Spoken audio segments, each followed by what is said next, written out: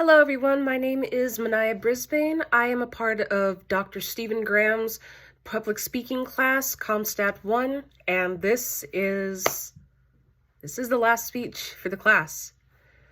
So when I first started this class, I thought that it was going to be easy. I thought that I was going to be okay because I had a lot of performance background that I was able to pull from, and on the speaking aspect, I did relatively okay, but on the academic aspect, not so much. I actually get really stressed out when I have to do online classes. I get overwhelmed and feeling like I didn't check Canvas enough, I didn't see this upcoming date. It felt like everything was just coming one after another, and I felt like I was drowning. And unfortunately, my story is no different. A recent study actually shows that over 45% of American college students claim to undergo more than average stress. So stories like mine are not anything out of the ordinary. So today, from my mistakes, we are here to learn how to be successful in this public speaking class. We're going to talk about 5 things: taking the time to find your staging, making a schedule, guided notes, communicating with your professor, and the importance of being ahead and not behind. So the first thing we're going to talk about is taking the time to find your staging. This is an online class, so anything that you do, any speeches that you record are going to be in the comfort of your own home or whatever space you find yourself in.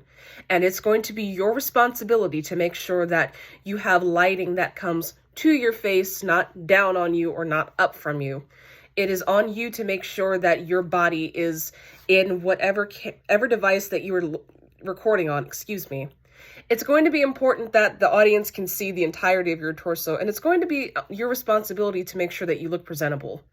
This sounds a little silly, but take the time in your home or whatever space you find yourself in to find a space that accomplishes 3 things: good lighting, good camera angles, to make sure that you are looking at your camera and not down at your camera or not up at your camera, and making sure that you're visible, completely visible. Because I think we've all watched enough videos where you have like an awkward torso cutoff. The second thing I'm going to talk about is making a schedule. And not only making a schedule that accommodates everything, but making a realistic schedule. I think a lot of times when we write down everything that we need to do in a day, we think more so about the tasks that we have to do in sequence, and we don't always realize that we're human. We're not going to follow things in sequence.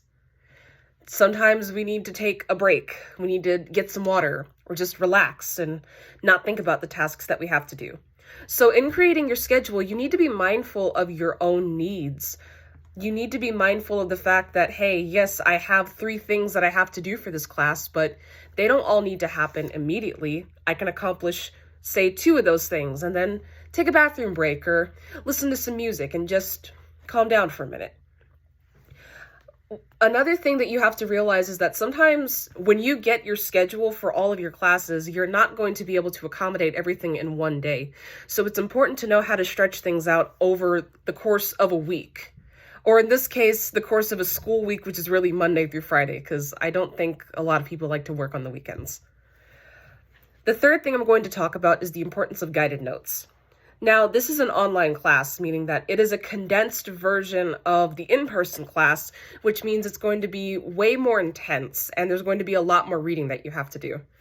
Speaking from experience, it's very easy to get lost in a lot of the Canvas readings. It's easy to click on one module and read through 7 paragraphs at a time and trying to pick out what's the important information, what do I really need to know. It can get hard to, for lack of a better term, sift through the word soup, But the cool thing about this class is that Professor Graham has this thing called guided notes. It's for each module, and he places it at the beginning of each module. So what you can do is you can click on that link and you can download it and print it out from your computer. Or if you have an iPad and you have one of those note-taking apps, you can download it onto that app and you can write on it and while you follow along with the module. I find this to be really helpful because sometimes, like I said before, it's easy to get lost, and the guided notes kind of let you know, this is what I actually need to know, and this is what I can just read through. I don't have to write it down. I can just read it.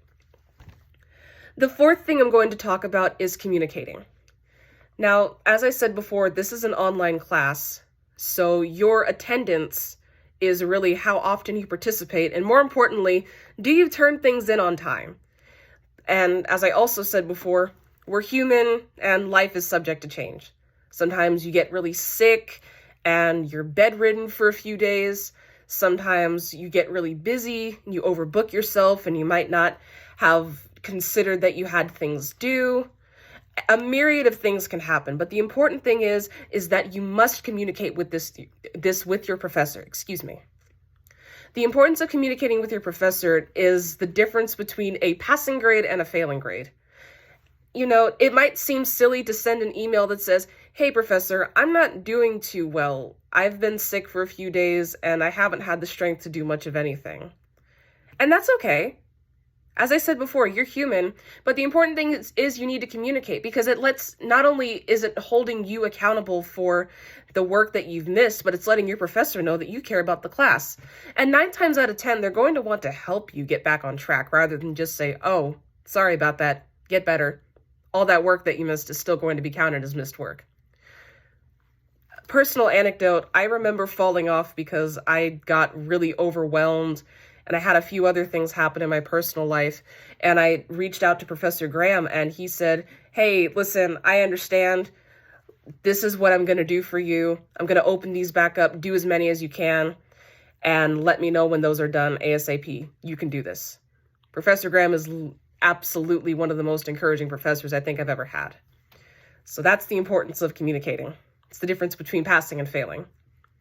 The last thing I'm going to talk about is the importance of being ahead of schedule and not behind schedule. Online classes are very fast-paced and due dates come at you back to back to back to back. The best thing you can do for this class is to be ahead of your due dates and not trying to catch up to your due dates. If you're ahead, sometimes what you get to do is you get to go back and look at the assignments that you did, and you have a little extra time to go over it, maybe see if there are things you can edit, if there are some mistakes that you can clear up, and get a better grade.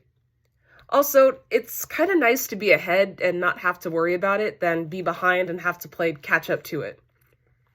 So, today we've talked about how to be successful in this public speaking class. I've gone over 5 strategies: taking the time to find your staging, creating a schedule, a realistic schedule, the importance of guided notes, the importance of communicating with your professor, and the importance of being ahead of schedule and not behind it. Remember, 45% of American college students claim to undergo more than average stress, and that can lead to getting overwhelmed really fast and wanting to not do anything and wanting to kind of curl up in a ball and pretend that everything's okay and that you're not as behind as it says you are. Believe me, I've been there. It's not a fun place. But I hope that with the mistakes that I have made and with the advice that I'm giving, you do a better job than I did. Thank you for your time.